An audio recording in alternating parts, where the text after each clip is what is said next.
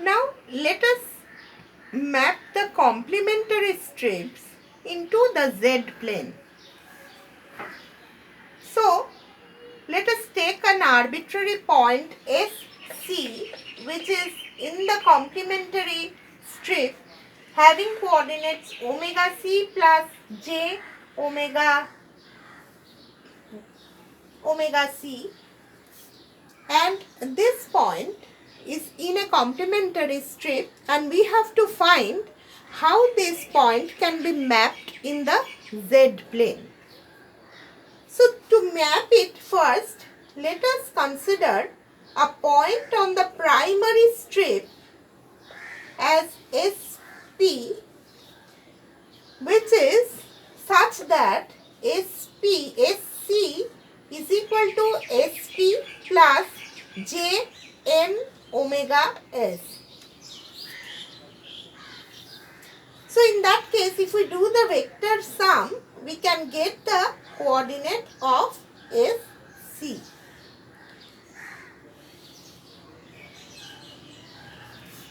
So SC will be equal to SP plus J n omega S, and this value of n represents the complementary position in the complementary strip.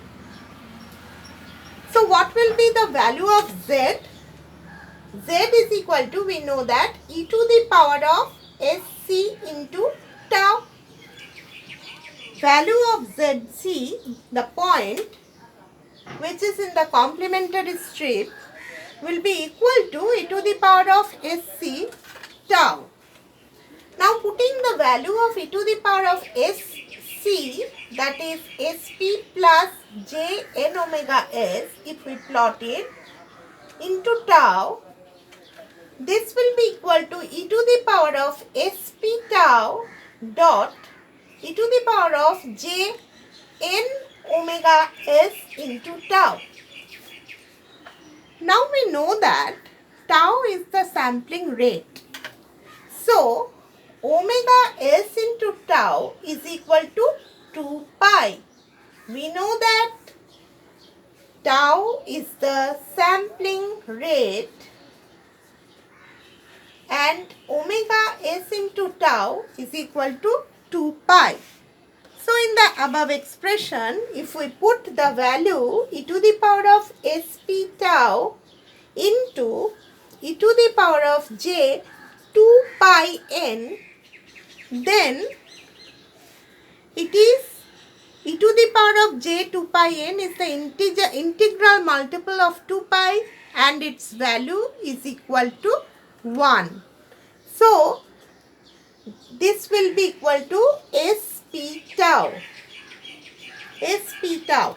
So any point in the complementary strip can be represented in the Z plane as a point which is corresponding to the point in the primary strip.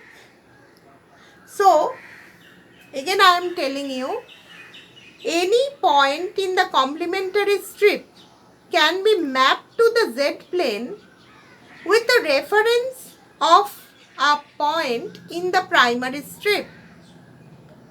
So it is evident that each of the point in the S plane cannot be having a distinct value in the Z plane,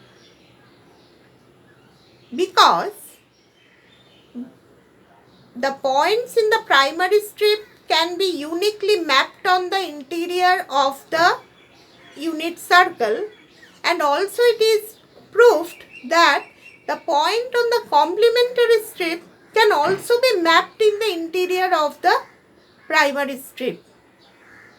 Interior of the unit circle, interior of the unit circle. So multiple points can be mapped in the interior of the unit circle in the Z plane.